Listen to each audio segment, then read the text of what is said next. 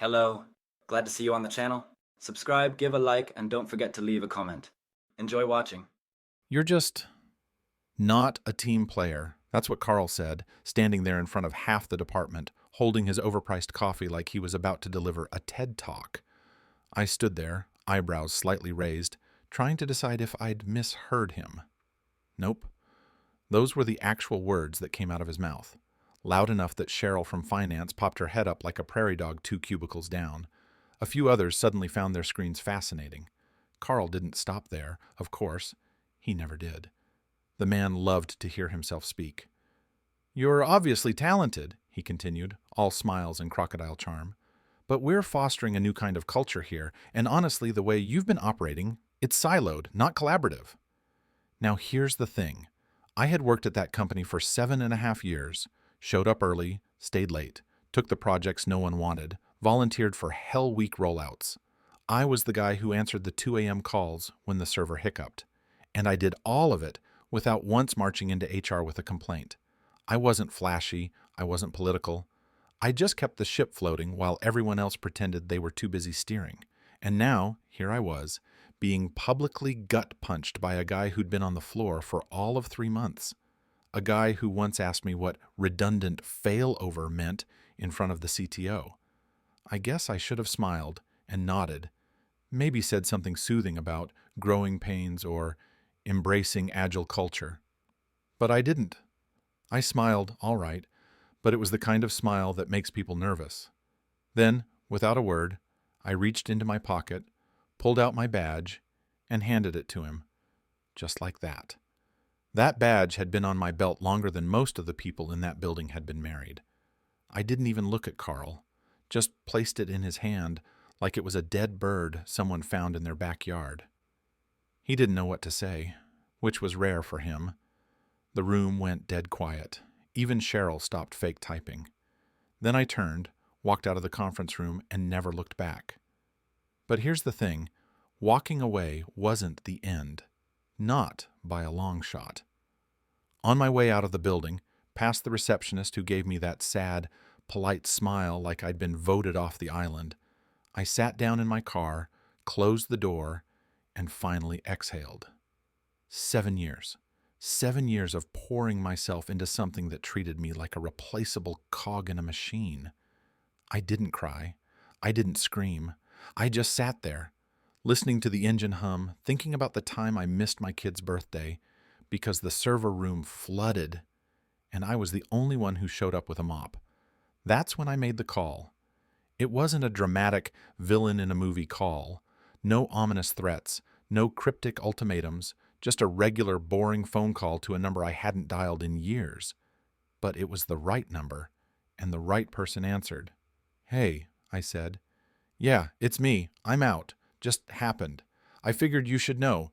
The system's gonna need attention. And Carl, he doesn't know how it works. At all." There was a pause on the other end, then a quiet, "All right, thanks for the heads up." That was it. That was all I needed to say.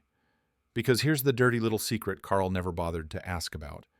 The entire infrastructure for our government contract, the one bringing in close to 8 figures a year, was designed, built, and maintained by yours truly. No manual, no handoff, no junior devs shadowing. I'd offered to document it 100 times. Carl always said we'd circle back. Well, we'd circled back, all right. Let me back up for a second. I didn't always used to be the guy who walks out mid-meeting with a power move. When I started at that company, I genuinely wanted to build something. I was in my early 40s, left a higher-paying startup job to have more stability, and I thought, foolishly in hindsight, that loyalty still meant something. I figured if you showed up, did the hard work, didn't rock the boat, you'd earn a little respect, maybe even some job security. Instead, I watched a parade of flashy newcomers with vague titles rise through the ranks while I trained them to do things they immediately claimed credit for. I bit my tongue when my boss at the time, a guy named David, told me I was too quiet in meetings right after I saved our server from a meltdown by coding a fix on my lunch break. And I swallowed every insult with a smile because I had a mortgage, 2 kids, and no time to play politics. By the time Carl strutted in with his confidence and buzzwords and his "we're all a family" speeches, I was already tired, burned out. But I kept going, because I believed the work mattered. Then he called me a problem. He labeled me the guy who wasn't a team player when I was the only one who kept the damn team afloat for the last 7 years. That badge I handed him? That wasn't surrender. That was release. That was me dropping the dead weight of 1,000 unappreciated hours onto his Gucci loafers. And that phone call? That was the fuse. Be honest, have you ever fantasized about walking out while your boss's jaw hits the floor? Because that's what it felt like. And trust me, I hadn't even started yet. Carl Bennett arrived on a Monday, which felt fitting because Mondays were always when bad ideas tended to show up. He walked in with that confident kind of limp handshake and a laminated company vision statement tucked under one arm, like it was a declaration of war. On his first day, he called an all-hands meeting, insisted we stand in a circle like kindergartners, and talked about redefining our internal synergy and cascading leadership dynamics.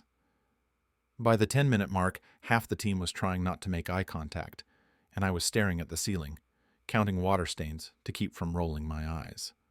Carl was one of those guys who made an art out of talking for 20 minutes without saying anything. He'd drop buzzwords like breadcrumbs and act like we were lucky to be following him into the woods. The guy didn't know a SQL query from a sandwich, but he had mastered the dark magic of sounding important. He wore too much cologne, referenced business books no one had read, and introduced himself by saying, "I'm here to shake things up and modernize this division." That was the moment I knew I had about 6 months left, tops. What Carl lacked in technical skills, he made up for in politics. Within the first few weeks, he started making changes. Small ones at first, rearranging meeting schedules, renaming internal teams to make them sound more aligned with strategic priorities, replacing clear role titles with absurd ones, like Systems Fulfillment Partner. The guy renamed my team from Infrastructure to Digital Reliability Enablement. I couldn't even fit that on my email signature. I asked him once what the hell it meant, and he gave me a smile like I was a child who had asked why the sky was blue and said, "It's about reframing the way the business sees our value." I had no idea what that meant. Still don't. What he really did, though, was start chipping away at trust, quietly, methodically. He began holding one-on-one check-ins with my team members, usually right after I'd spoken to them. If I suggested a new system protocol, suddenly I'd find myself removed from the implementation meeting. I'd see my own ideas repackaged as Carl's in PowerPoint slides with my name nowhere to be found.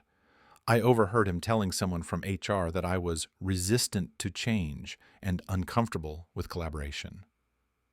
One time, after a 2-week sprint I led that brought our downtime to nearly zero, he stood up in a leadership meeting and said, "This new team structure is already producing results." Like he'd personally plugged the cables in himself. Now, here's the kicker. I wasn't the only one who saw it. People on the team started getting uncomfortable. I'd get Slack messages like, "Hey, I just had a weird 1-1 with Carl. He asked if I thought you were too negative." Or, "Did you know he rewrote the project timeline again and didn't invite you to the planning call?" Some people stopped replying to my questions altogether, not out of disrespect, but because they were scared. Carl had created a culture where loyalty was rewarded with silence, and fear kept everyone pretending the water wasn't boiling. HR, as usual, played the role of neutral bystander. I went in once, not to complain, but to clarify the increasing pattern of misattribution and exclusion. The HR rep, a well-meaning woman named Denise, nodded sympathetically and said she'd look into it, which is corporate speak for, "Nothing is going to happen unless someone gets sued." I left the room knowing I had just put a target on my back, and Carl would hear about it by lunch. Meanwhile, my own life was unraveling. I was averaging 70 to 80-hour weeks, barely saw my kids except as they were brushing their teeth at night, and my wife had started referring to me as our invisible roommate. I missed 2 parent-teacher conferences, forgot our anniversary for the first time in 15 years, and started sleeping on the couch because I was up at all hours, either working or stress scrolling job boards with dead eyes. My blood pressure was up, I had stress migraines every week, and I had started eating those chalky meal bars because I couldn't even make time for a sandwich. But I kept showing up, kept answering the 3 a.m. alerts, kept fixing the back-end systems that Carl thought were magic boxes. Because that's what you do when you've built something from the ground up. You don't just walk away because someone in a shiny suit decides you're an obstacle to his fast-tracked promotion. You stay. You protect the work. You protect your people. Only Carl didn't want protection. He wanted control. Over time, he replaced almost everyone in leadership roles with people who reported directly to him. New hires came in from his last company. Yes men with sales backgrounds and shiny LinkedIn profiles who nodded at everything he said and couldn't tell a firewall from a footstool. One of them, a guy named Nate, asked me during a system upgrade what a VPN actually did. When I explained it, he laughed and said, "Man, you guys always make this stuff sound complicated. Carl says we need to simplify the stack." I wanted to ask if Carl also thought open heart surgery could be handled with a YouTube tutorial, but I bit my tongue. I started noticing the shift in the team culture too. Once a group of funny, over-caffeinated tech nerds who bonded over dumb memes and solved impossible problems together, we were now looking over our shoulders during every stand-up. People stopped talking freely. Ideas weren't shared. They were pitched, rehearsed, and approved. Innovation gave way to cover-your-ass documentation, and the hallway laughter I used to hear was replaced by the sterile quiet of survival. And through it all, Carl smiled. Because to him, this wasn't about systems or software. It was about image. He was building his fiefdom. And I was the last holdout from the old guard, the one guy who knew where the bodies were buried and had the receipts to prove it. So he did what people like him always do. He twisted the narrative, made me look like a threat, and slowly turned up the heat, hoping I'd either implode or walk out on my own. He got half his wish. I did walk, but not before making sure that when the whole thing came down, it would be Carl standing under the rubble holding a copy of the mission statement. The email came at 6:17 a.m. on a Thursday, just early enough to be unsettling, but late enough that it wasn't a mistake. The subject line was bland, typical corporate camouflage, org realignment and opportunity for growth. That's how you knew it was going to be bad. Anytime a company used the word opportunity before your morning coffee, it meant you were about to get screwed sideways. I opened it, still half asleep, and holding a reheated mug of yesterday's coffee, and there it was. My role had been reimagined as part of a broader strategic transformation aimed at increasing cross-functional synergy. In plain English, I'd been demoted, not fired, no severance trigger, no HR paperwork to contest, just moved into a role so hollow it echoed. They didn't even bother to give it a real title. I was now something called a Senior Advisor to Infrastructure Optimization. No team, no projects, no decision-making authority. Just a desk, a login, and a whole lot of nothing to do. I stared at the screen for a long moment, not angry yet, just numb. There's a unique kind of insult in being told your job still exists, but you don't really get to do it anymore. They don't call it firing, they don't call it punishment, but everyone understands what it is. It's the slow walk to irrelevance. They keep you on payroll just long enough that if you quit, it's your decision, your benefits, your fault. It's legal, it's smart, and it's gutless. Later that morning, Carl came by my desk with the kind of smile you'd expect from a man who had just convinced himself he was doing something noble. He leaned against the divider like we were old pals and said, "I know this might feel like a lateral move, but I think there's a lot of opportunity here for you to focus on the big picture." I didn't say anything because I was too busy visualizing what it would be like to staple his tie to his desk. He waited a beat, then added, "It's a shift in energy, not a loss of value. You're still a key contributor."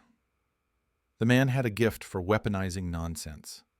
I'd spent nearly a decade holding the infrastructure of that company, together with duct tape, sleepless nights, and undocumented patches no one else even knew existed, and now I was a contributor with no direction. I smiled, nodded, and filed it all away. What Carl didn't realize was that in pushing me to the sidelines, he'd made a mistake. A big one.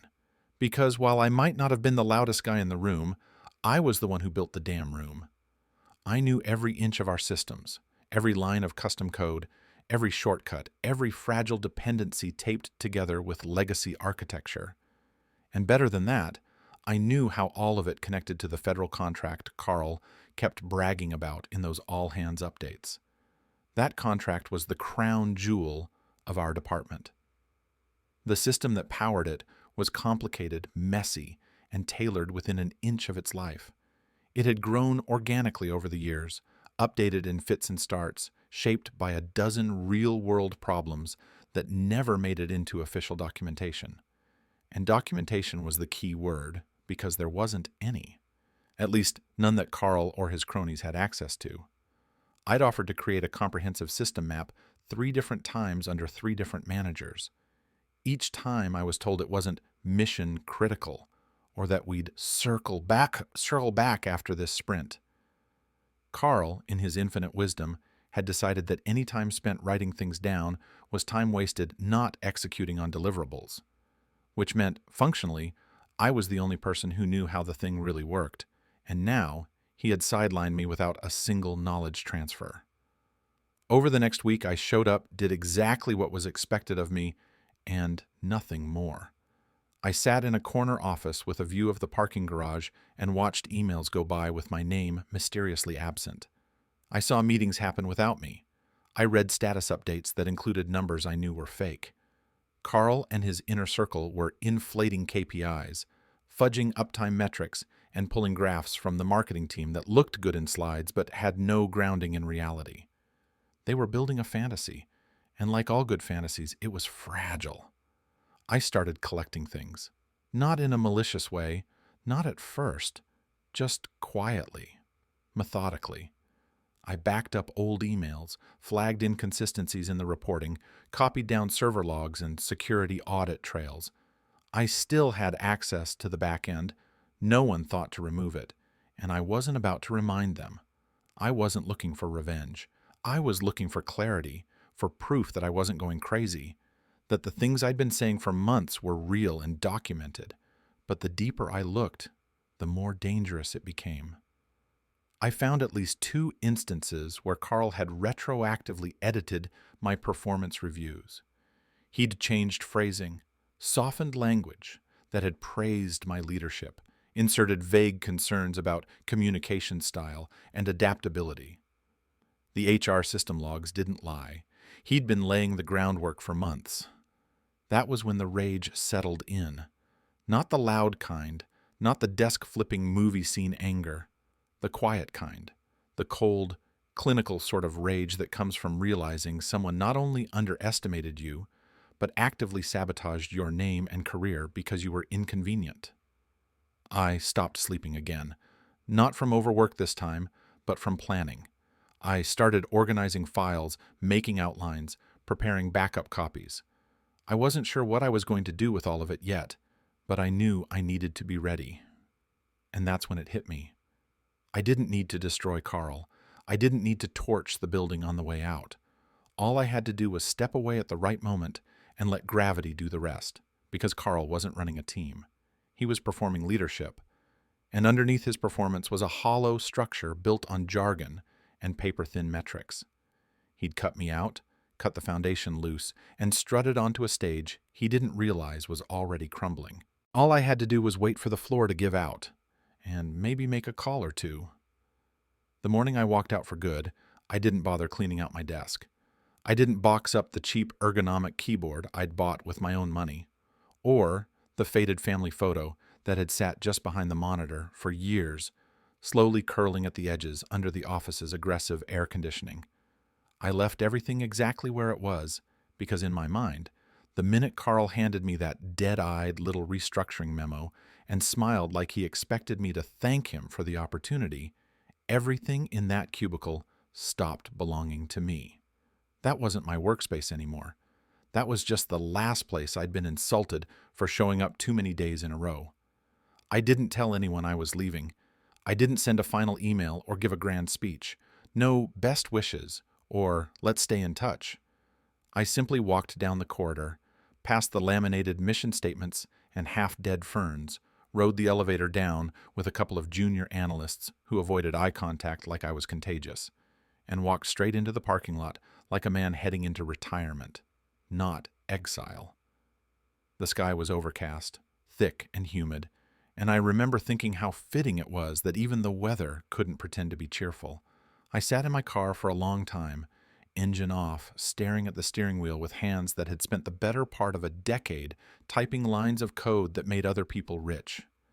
I thought about all the holidays I'd skipped, the date nights I'd canceled, the nights I sat up on conference calls with some panicked manager trying to blame a failed deployment on a bug that didn't exist. I thought about my youngest son's third birthday, the one I missed because the system was migrating and the lead dev had gotten food poisoning. My wife had sent me a video of the candles being blown out while I sat under fluorescent lights debugging a permissions issue. I had told myself it was just that one time. Then it became another, and another, and eventually missing things became normal. So, no, I didn't cry, but I did feel something heavy move behind my ribs, a slow, grinding sort of ache, like the final hinge of a rusted door coming loose. Then I reached for my phone, scrolled through the contacts I hadn't touched in years, and dialed. The person on the other end picked up on the second ring, and before either of us said a word, I heard the background hum of a government office, that specific echo of too many cubicles and not enough insulation. I said my name, slowly, clearly, as if I wasn't sure whether I'd still be remembered. The voice on the other end didn't hesitate. "Yeah, I remember you, still using that legacy system you built. They've been trying to replicate it on the new stack, but it's not going great." I nodded, even though they couldn't see me. Then I said the thing I had been carrying in the back of my throat for weeks, maybe longer. I told them I was no longer with the company.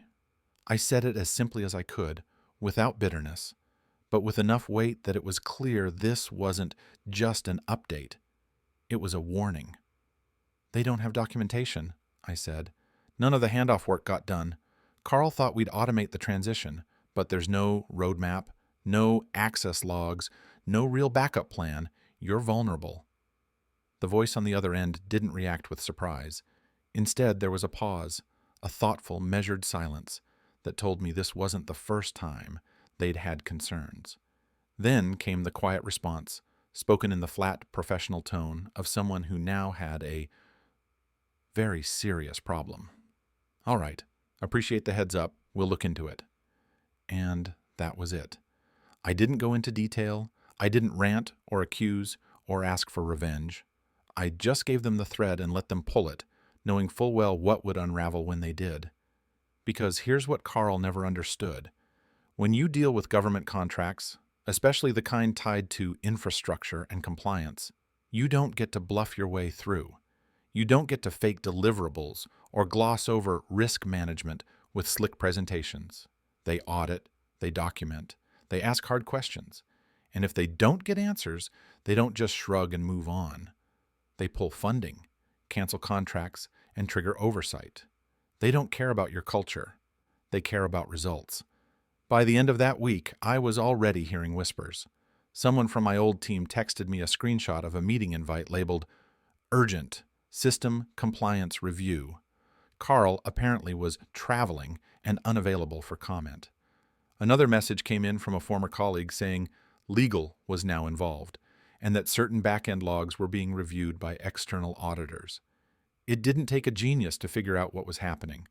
The call I made had sparked a cascade, not because I had threatened anything, but because the absence of preparation spoke volumes. When the people who signed the checks start asking why the entire framework is undocumented and the person who built it has just walked out, it doesn't take long for panic to set in. I, meanwhile, took a drive. Not anywhere dramatic, just aimless, through a stretch of back roads that smelled like early summer and sounded like the kind of silence you only notice after years of noise.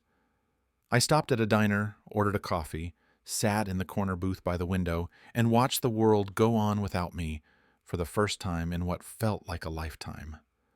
My phone buzzed a few more times, but I didn't check it. Not then, not yet. Instead, I watched a young couple argue over whether to order pancakes or waffles, saw an old man reading a real newspaper like it was still 1998, and realized, truly, for the first time, that the machine I'd spent all those years keeping alive didn't own me anymore. It couldn't reach me here. Carl and his spreadsheets, the endless meetings, the ego battles, and the late-night crashes, they were still back in that glass building, trying to figure out which wire they'd cut, and I was in a booth with real coffee and a slice of peace. I didn't know what would happen next. Maybe they'd recover. Maybe they'd find a consultant to patch the bleeding long enough to limp through the quarter. Or maybe, just maybe, the whole thing would come down like a Jenga tower built on quarterly bonuses and Carl's inflated resume. Either way, I had made the call, and the fuse had been lit. 2 weeks after I walked out, the company lost the federal contract. It didn't happen all at once. These things never do, but the signs were impossible to ignore. The liaison I'd called, they escalated, hard. The system I'd built, the one Carl had assumed would just keep humming along like a background process, had been flagged as a critical vulnerability. The auditors sent in by the agency found enough red flags to start asking questions in writing, and when the answers didn't match the logs, things got messy. Fast. The internal audit, I was later told, was brutal. Carl, ever the showman, tried to act surprised, claimed he'd been assured by technical leadership that everything was stable and compliant. Unfortunately for him, no one could seem to find this so-called leadership. The guy he'd hired to replace my responsibilities had a background in sales engineering, which sounded impressive until someone asked him to explain SSH key management, and he replied, "Is that the same thing as encryption?" That was in a room full of auditors. There were transcripts. By the time the executives realized how deep the hole went, it was too late. You can't lose a major contract and keep pretending everything's fine. The revenue dried up like someone turned off a faucet, and the layoffs started almost immediately. First, it was the junior staff, the ones Carl used to handpick during those over-polished culture interviews. Then it was the middle managers. Then, finally, Carl himself was placed on indefinite administrative leave, which is corporate speak for, "We're pushing you out without triggering a lawsuit." I didn't cheer. I didn't toast champagne. I didn't dance around in my living room like a man who'd pulled off some grand cinematic revenge. Because this wasn't a movie, and I hadn't won anything, not really. What I had done, what I had chosen to do, was reclaim a little of the dignity that Carl and that company had tried to strip away. They underestimated me. They forgot that quiet doesn't mean weak, that loyalty isn't blindness, that sometimes the guy who never complains is the one you should be most afraid of screwing over, because he's the one who remembers everything. In the weeks that followed, word got out. The tech world isn't as big as it likes to think it is. Recruiters started reaching out, some from companies I had admired from afar, others from consulting firms that had heard about the compliance incident and were now trying to poach talent in the aftermath. One offer came from a startup in Seattle that wanted me to build their infrastructure from scratch. The salary was absurd. Another came from a mid-sized consultancy that basically said, "Name your price and you can work from home." For the first time in over a decade, I had leverage. But something had changed. I didn't want to dive back into the fire. I didn't want another Carl, another endless stream of status meetings where I had to prove I knew more than my job title suggested. I didn't want to spend another year losing time I couldn't get back while some PowerPoint wizard skimmed credit off the top like cream from milk. So I said no to all of it. Instead, I did something that felt small, but was actually the biggest risk of all. I started something of my own.